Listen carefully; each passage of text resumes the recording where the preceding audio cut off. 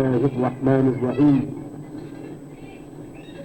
ولتكملوا العدة ولتكبروا الله على ما هداكم وبشر المحسنين. صدق الله مولانا العظيم وصدق رسوله النبي الكريم ونحن على ذلك لمن الشاهدين والشاكرين والحمد لله رب العالمين. الله أكبر الله أكبر لا إله إلا الله والله أكبر الله أكبر ولله الحمد. اللهم صل على سيدنا ونبينا وشفيعنا وحبيبنا ومولانا محمد وبارك وسلم عليه. الحمد لله اللہ تعالیٰ کا لاکھ لاکھ شکر ہے اور اس کے آخری معزز معظم اور مقدس رسول حضرت محمد مصطفیٰ صلی اللہ تعالی علیہ وسلم کی نسبت گرامی کا صدقہ ہے کہ پھر ملت اسلامیہ موریشس کو عید سعید کی نعمت حاصل ہو رہی ہے اور آج کا عظیم مبارک رحمت والا دن ہمیں مل رہا ہے. خوب یاد رکھیے ایک مومن کی نظر میں جب وہ اللہ کے فضل و کرم سے اپنی آنکھیں کھولتا ہوا کائنات کو دیکھتا ہے، کائنات کے حقائق پر غور کرتا ہے، تو وہ اس حقیقت پر یقین رکھتا ہے کہ دنیا کی ہر چیز اس لیے ہے کہ وہ دنیا کی چیز کو دیکھ کر سمجھ کر کے اس دنیا کے ذریعے اللہ تعالیٰ تک وہ پہنچ جائے. مخلوقات جتنی بھی ہیں یہ سب علامت ہے اس بات کی کہ اللہ تعالیٰ نے انہیں پیدا کیا اور ہماری معرفت کا بہترین ذریعہ ہے. اس حقیقت کو سامنے رکھتے ہوئے آج کا دن وہ دن نہیں جس کا تعلق صرف کسی میٹیریل سے، وہ دن نہیں جس میں مذہبی خوشی کی طرف دعوت دی گئی ہو یا صرف کھانے پینے کا ایک پروگرام بنا لیا گیا ہو یا صرف تھوڑی سی پکنک سے دل کو تسکین دی گئی ہو. یاد رکھیے اسلام کے اندر اس قسم کی کوئی تقریب، کوئی فنکشن اور کسی پروگرام کا نام نشان نہیں ملتا. عید کا دن ایک ایسا عظیم دن ہے کہ 30 روزوں کے بعد آج انسان کو یہ موقع عطا کیا گیا کہ انسان خدا کی بارگاہ میں جھوک تم نے 30 روزے رکھے، اس میں تیری طاقت کو دخل نہ تھا، تم نے کچھ عبادت کی، اس میں تیرا دادا کام نہیں کر رہا تھا، تیری عقل کام نہیں کر رہی تھی، بلکہ یہ سب کچھ اللہ کا فضل تھا. اس نے تجھے یہ موقع عطا فرمایا کہ اس نے 30 روزے رکھے، عبادت کی، اللہ تعالیٰ کی بارگاہ میں تو جھکتا رہا ہے. اب عید کا دن ہے، آج تجھے نہایت سکون کے ساتھ آرام کے ساتھ یہ فیصلہ کرنا ہے کہ آئندہ زندگی جو تیری ہوگی وہ رحمانی زندگی ہوگی یا شیطانی زندگی ہوگی. پاور آف سلیکشن تیرے ہاتھ میں ہے، فیصلہ تمہیں کرنا ہے. تو آئندہ زندگی کس طرح ہمیں بسر کرنی چاہیے اور آئندہ زندگی میں ہمیں کیا کام کرنا چاہیے. آپ یہ جانتے ہیں قرآن عظیم یہ اعلان کر رہا ہے کہ میں نے تکمل العدت چاہیے کہ تم روزوں کی گنتی کو پوری کرو. بولے تکبر اللہ اور اللہ کی بڑائی کو بولو اللہ کی توحید کا ڈنکا بجاؤ، اس سرزمین پر خدائے واحد قدوس کا ترانہ تمہاری زبانوں پر ہو، اور حضرت محمد مصطفیٰ صلی اللہ تعالی علیہ وسلم کا تم ڈنکا بجاؤ، توحید رسالت کے پرچم کو بلند کرو، اور جب تم ایسا کرو گے تو پھر تمہارے لیے اس دنیا کی کامیابی کی خوشخبری، مبارکبادی، اور آخرت کی کامیابی کی مبارکبادی، دونوں مبارکبادی تمہیں حاصل ہے۔ یاد رکھیے، ہم جو ایک دوسرے کو مبارکباد کہتے ہیں، یہ مبارکباد کسی دنیاوی فنکشن کے نتیجے میں نہیں کہا جاتا، بلکہ اس مبارکباد کا مفہوم یہ ہے، عید مبارک کا مقصد یہ ہے کہ اے مسلمان، اللہ تعالیٰ نے تجھے عبادت اور اطاعت کی توفیق دی، اور آج تو آپس میں شیر و شکر ہو کر شانے سے شانے ملا کر ایک لائن میں تو کھڑا ہے، تیرے سر خدا واحد قدوس کی بارگاہ میں جھک رہے، آج تیرا ایڈیل جو ہے وہ ایک ہے، تیرا پروگرام ایک ہے، تیرے ایڈیل اور وہ بھی ایک ہے، اس لیے آج تجھے اپنے دل کو، اپنے دماغ کو، اپنے پروگرام کو سب کو ایک کر لینا چاہیے۔ یہی سچائی تمہیں دین کے پلیٹ فارم پر اور دنیا کے پلیٹ فارم پر تجھے ممتاز کر سکتی ہے۔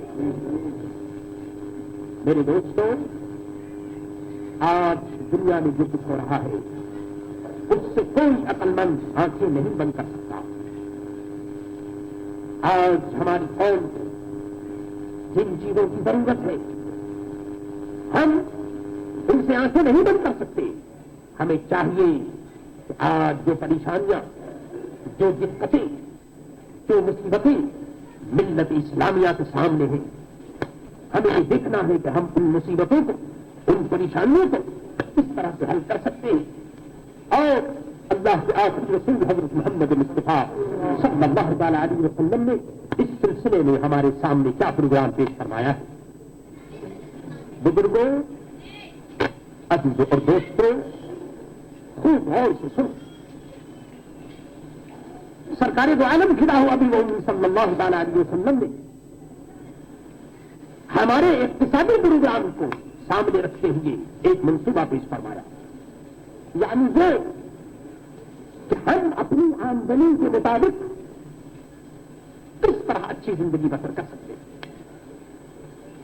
ہر آدمی مختلف جگہ سے رکھتا ہے، ہر آدمی کے اخراجات الگ الگ ہیں، اس لیے وہ کون سا منصوبہ ہمارے سامنے ہے کہ جس کے نتیجے میں ہر مسلمان کا گھر ایک آسودہ، مطمئن اور چین والا گھر ہو۔ اس کے لیے سرکار دو عالم صلی اللہ تعالی علیہ وسلم کا یہ منصوبہ آج کے دن اپنے ذہن میں رکھی۔ حضور صلی اللہ تعالی علیہ وسلم کا ارشاد ہے، فرمایا کہ آدمی کو چاہیے کہ درمیانہ روی اختیار کرے، یعنی میڈیم وے، درمیانہ چال۔ مثلا آپ کی جو انکم ہے، آپ کی جو آمدنی ہے، آپ کی جو کیپیسٹی ہے، اس کے مطابق آپ خرچ کیجیے اور کوشش کیجیے کہ کچھ پیسہ آپ بچا سکیں۔ کیوں؟ اس لیے کہ اس کا نتیجہ یہ ہوگا کہ جب آپ کے پاس پیسہ ہوگا، جب آپ درمیانی چال چلیں گے، تو پھر دوسروں کے سامنے ہاتھ پھیلانے کا سوال نہیں پیدا ہوگا۔ آپ کی عزت، آپ کی عظمت باقی رہے۔ یاد رکھیے، وہ قومیں جو دوسری قوموں کی کاپی کرتی ہے وہ تباہ ہوتی ہے، برباد ہوتی ہے۔ آپ اس کو نہ دیکھیے کہ دوسرے کے دسترخوانے پر بہت سے کھانے چنے ہوئے ہیں، آپ اس کو نہ دیکھیے کہ پارٹیوں کے اندر لاکھوں روپے اڑائے جا رہے ہیں، بلکہ اس کو دیکھیے کہ اللہ تعالیٰ نے آپ کو کیا توفیق دی ہے۔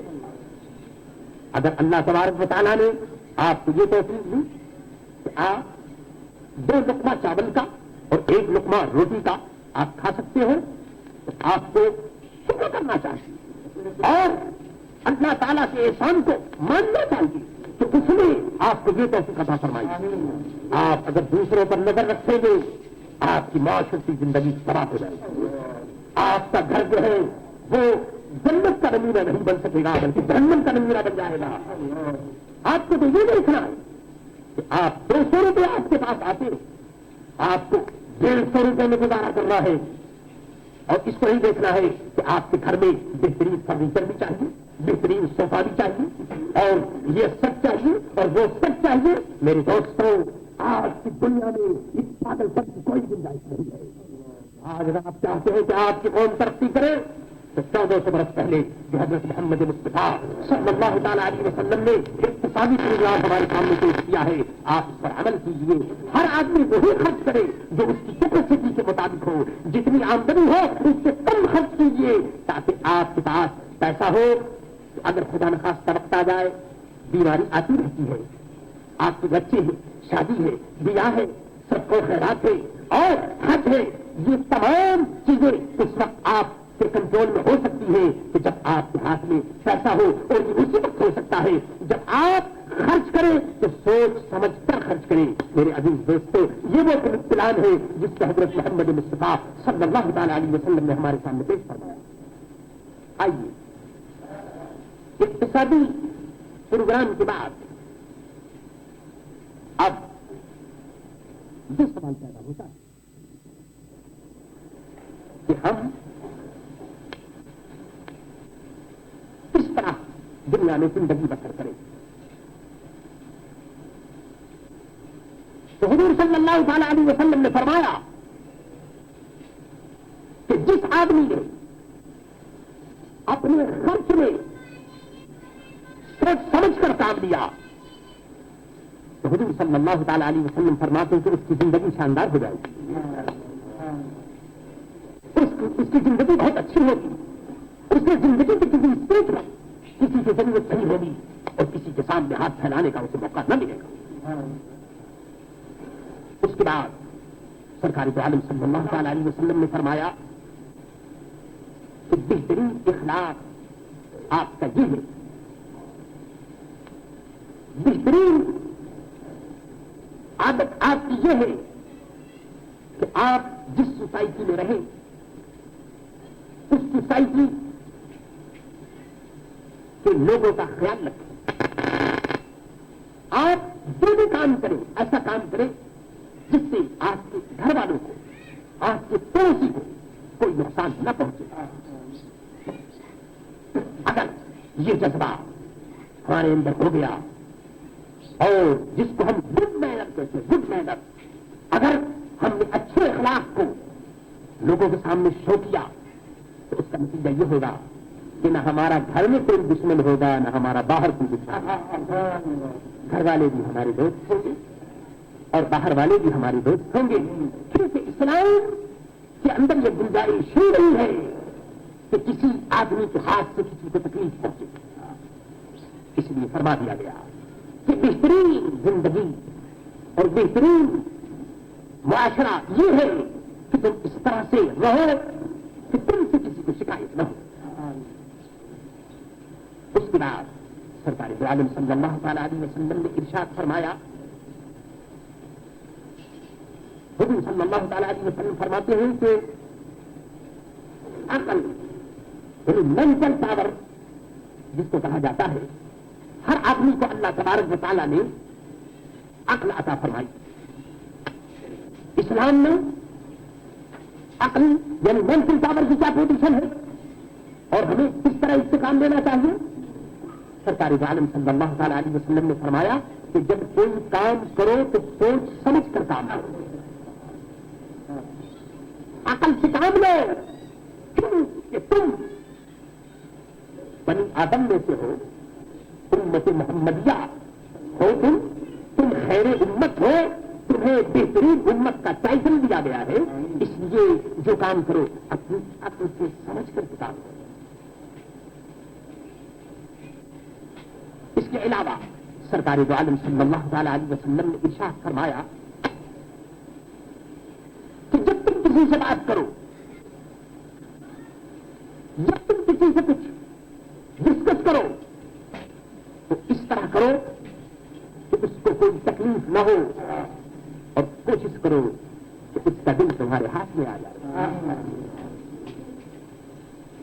یہ اسلام کی تعلیمات اور یہ اسلام کے پروگرام اتنے عجیب ہے کہ آج کی دنیا میں اسلام کے آپ جس جس ایٹم پر آپ غور کریں گے ایسا معلوم ہوگا کہ امن، چین اور راحت کا منصوبہ جو حضرت محمد مصطفیٰ صلی اللہ تعالی علیہ وسلم نے پیش فرمایا ہے اس کی مثال دنیا میں نہیں ملتی۔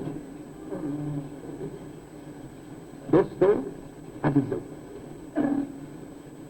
آج کے وقت نے اس بات کو ثابت کر دیا کہ فضول خرچی یہ تباہی کا سب سے بڑا سبب ہے۔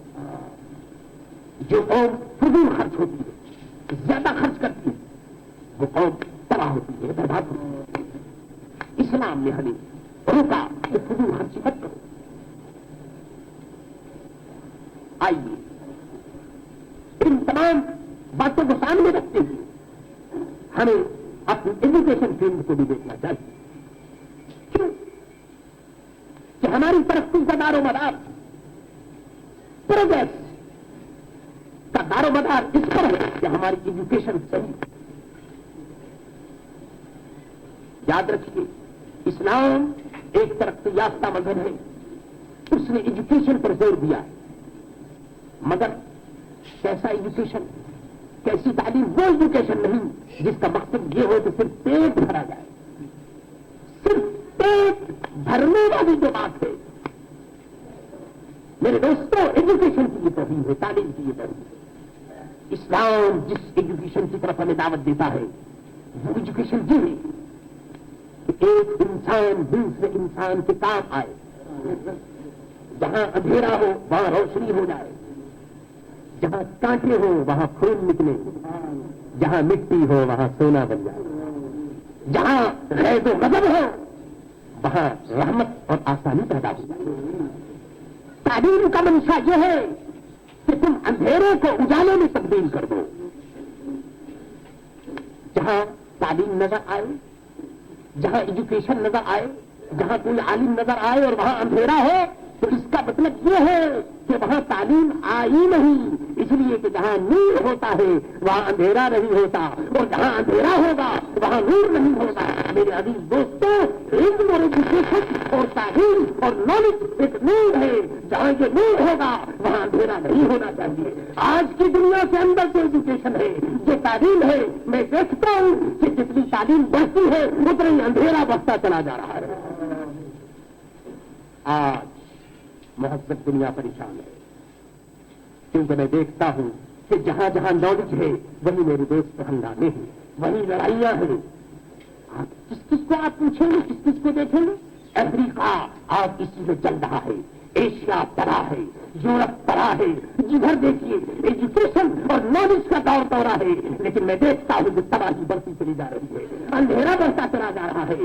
اے گنبد خضرا کے متین، اے حضرت محمد مصطفیٰ صلی اللہ تعالی علیہ وسلم، آمنہ کے نام ہمیں ضرورت ہے آپ کی تعلیمات کی۔ اور اے مسلمان، اگر تو لا الہ الا اللہ محمد رسول اللہ کی تقدیر پر یقین رکھتا ہے تو دامن تھام لے حضرت محمد مصطفیٰ صلی اللہ تعالی علیہ وسلم کے ایجوکیشن اور نالج پروگرام کا۔ کیونکہ تعلیم اس لیے ہوتی ہے کہ اندھیرا دور ہو جائے۔ میرے عزیزوں، میرے دوستوں، تعلیم کیجیے، دنیاوی تعلیم آپ حاصل کیجیے۔ ہمیں ضرورت ہے انجینئر کی، ہمیں ضرورت ہے ڈاکٹروں کی، ہمیں ضرورت ہے بیرسٹروں کی۔ ہم یہ نہیں کہتے کہ ہمیں ضرورت نہیں، بہت ضروری ہے، لیکن یاد رکھیے، خوب اس کو سمجھ لیجیے کہ آپ مسلمان ہیں، سر سے پاؤں تک مسلمان ہیں، اول آخر ظاہر باطن آپ مسلمان ہیں۔ اس لیے جہاں دنیا کی تعلیم آپ کے پاس ہو، جہاں ڈگریاں آپ کے پاس ہو، وہاں آپ کو یہ بھی دیکھنا ہے کچھ اسلام کی تعلیم کی بھی ڈگری ہے آپ کے پاس، کچھ اسلامی معلومات بھی آپ کو حاصل ہے، قرآن پر بھی آپ کی نظر ہے، حدیث پر بھی آپ کی نظر ہے۔ یاد رکھیے، جو آدمی خدا کی اطاعت نہیں کر سکتا وہ ملک اور قوم کے ساتھ وفاداری نہیں کر سکتا۔ ملک اور قوم کے ساتھ وہی وفاداری کرے گا جو خدا کا اور اپنے مذہب کا وفادار ہوگا۔ اور یاد رکھو، جو آدمی اپنے اللہ کا وفادار ہے، اپنے مذہب کا وفادار ہے، وہی ملک کا، قوم کا، ملک اور قانون کا وفادار ہو سکتا ہے۔ آج مذہب کا اگر نام دیا جائے تو ایک فیشن ہے کہ کہہ دیا جاتا ہے کہ کمیونزم ہے، میں کہتا ہوں یہ کمیونزم نہیں ہے، یہ صحیح ہے کیوں نہیں؟ یاد رکھو مذہب کا نام لینا سچائی کی دعوت دینا ہے۔ دنیا کا کوئی بھی مذہب ہو وہ لڑنا نہیں سکھاتا، ایک دوسرے کی گردن کو موڑنا نہیں سکھاتا، ایک دوسرے پر ظلم کرنا نہیں سکھاتا۔ جو لوگ مذہب کا نام لے کر ایک دوسرے پر ظلم کرتے ہیں وہ مذہب سے ناواقف ہیں، وہ جاہل ہیں، ان کا مذہب سے کوئی کنیکشن کوئی تعلق نہیں۔ میرے عزیز دوستو، اس کے ساتھ ساتھ ایجوکیشن کے ساتھ ساتھ ہمیں ٹریننگ پر بھی غور کرنا ہے۔ کیوں کہ جب خالی ایجوکیشن ہوگا اور ٹریننگ نہیں ہوگی تو پھر ایسے ایجوکیشن سے اور ایسے نالج سے کوئی فائدہ نہیں۔ اسلام نے ٹریننگ کے اوپر، تربیت پر اسلام نے زور دیا۔ اسلام نے ہمیں بتایا ہے کہ تمہیں ایسی ٹریننگ دینی چاہیے کہ جس کی وجہ سے تمہارے گھر کے اندر جو سوسائٹی بنے، تمہارے گھر کے اندر جو معاشرہ پیدا ہو وہ اسلامی معاشرہ ہو۔ یاد رکھیے جس طرح سے مشینوں کے اندر، مشینوں کے ڈھانچوں کے اندر میرے دوستوں ہم سامان بناتے ہیں، ہمارے یہاں فیکٹریاں، ہمارے یہاں کارخانے ہیں، مختلف قسم کے ماڈل اور مختلف قسم کے سامان بنائے جاتے ہیں اور فیکٹریوں سے سامان نکلتے ہیں۔ آپ خوب یاد رکھیے کہ آج جو ہمارے سامنے معاشرہ ہے، آج ہمارے سامنے جو قوم ہے اور ہمارے سامنے جو یہ چھوٹے چھوٹے ہمارے بچے ہیں جن کی ایجوکیشن اور جن کی نالج کی طرف ہم رات دن کوشش کر رہے ہیں اور خیال کرتے ہیں، ہمیں یہ دیکھنا ہے کہ نالج اور ایجوکیشن کے ساتھ ساتھ ٹریننگ کا انتظام ہمارے یہاں کیا ہے۔ خوب یاد رکھیے اگر ہم نے اپنے بچوں کو صحیح ٹریننگ نہ دی، اگر ہم نے بچوں کو اسلامی ٹریننگ نہ دی، اسلامی آداب نہیں سکھائے تو یاد رکھیے کہ ٹریننگ کا اثر چھوٹے بچوں پر تو ہو سکتا ہے، لیکن اگر آپ خیال کریں گے کہ 30 سال کی عمر کے بعد ان کو ٹرین کیا جائے گا یا 25 ایئر کے بعد ان کو ٹرین کریں گے تو یاد رکھیے کہ ہر مسلمان کے گھر میں جو اس کی ماں ہوتی ہے، ماں کا گود بہترین ٹریننگ اسکول ہے۔ جس بچے کو گھر کے اندر اگر صحیح ٹریننگ نہ دیا گیا، صحیح آداب اسلامی نہ سکھائے گئے تو میرے دوستوں وہ 30 سال کے بعد وہ ٹرین نہیں ہو سکتا، نہایت مشکل ہے، کیونکہ جو بات سچا ہوتا ہے اس کو ہر طرف سے آپ جھکا سکتے ہیں۔ یہ چھوٹی سی جو عمر ہے، اس عمر میں جو ٹریننگ آپ دیں گے، جس طرح سے ان بچوں کو ٹرین کریں گے تو جوانی اور بڑھاپے تک وہی بات یاد رہے گی۔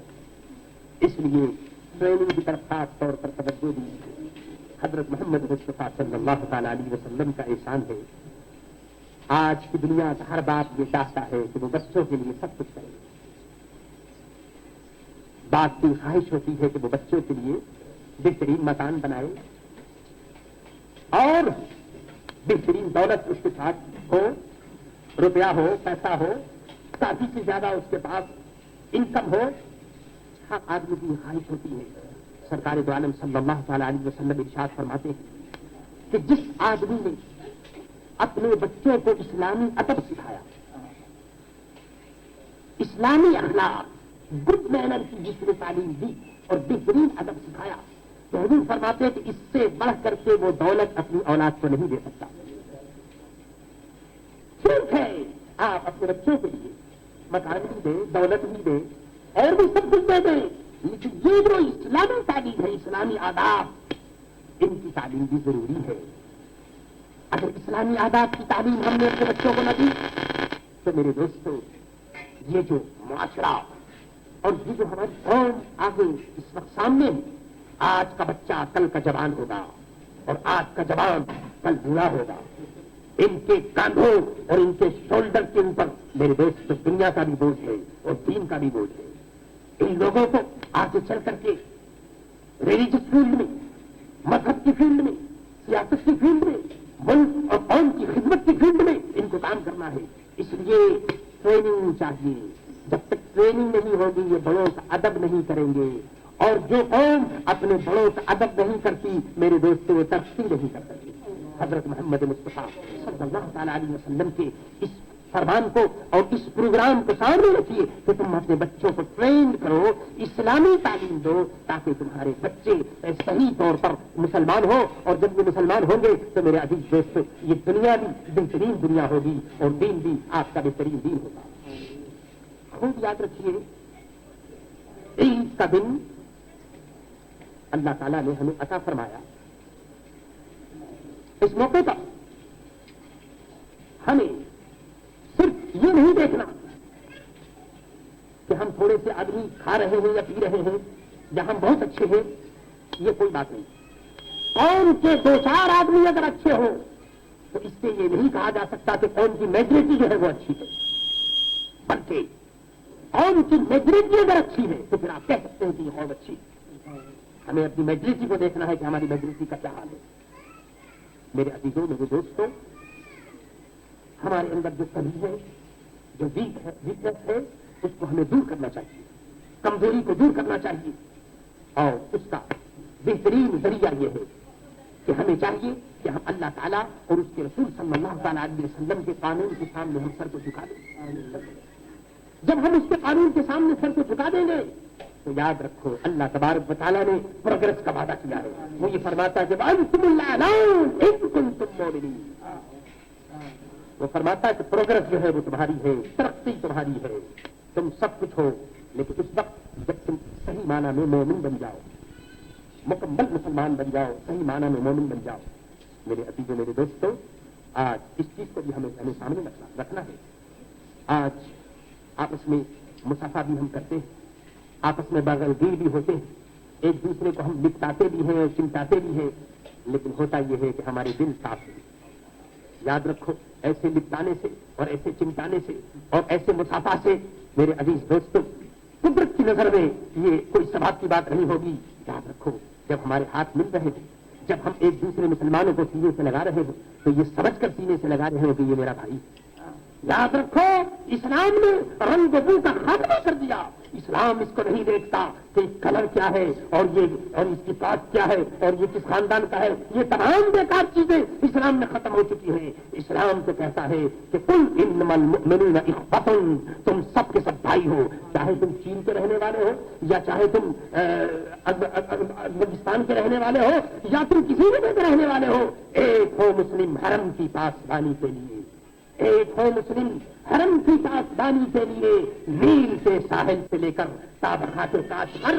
میرے دوستوں، دنیا کا جو جغرافی ہے اور اس زمین پر بسنے والے جتنے مسلمان ہیں، ان کو چاہیے کہ یہ سب کے سب ایک ہو جائیں، اور یہ ایک جب ہوں گے جب یہ نیک ہو جائیں گے۔ میرے عزیزوں، میرے دوستوں، میرا یہی پیغام آپ کے نام ہے کہ آپ پھر اپنے آپ کو اسٹڈی کیجئے، اپنے آپ کو چیک کیجئے، اور اپنی زندگی کا جو آپ کا فائل آپ کے سامنے ہے اس کو دیکھیے۔ اس فائل کے اندر اگر کوئی کمی ہو تو اس کو مکمل کیجئے۔ انشاءاللہ اگر آپ نے ایسا کر لیا تو ایسی عید آپ کو 1 مرتبہ نہیں 100 مرتبہ مبارک ہو۔ میں یہ کہتا ہوا ملت اسلامیہ کی خدمت میں دل کی گہرائیوں کے ساتھ عید مبارک پیش کرتا ہوں۔ السلام علیکم۔